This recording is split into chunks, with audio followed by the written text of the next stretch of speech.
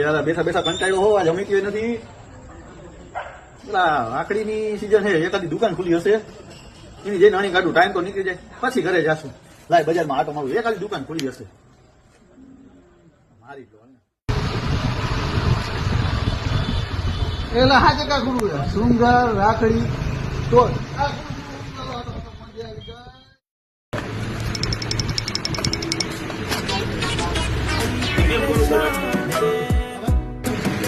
નાનુભાઈ કેમ છો?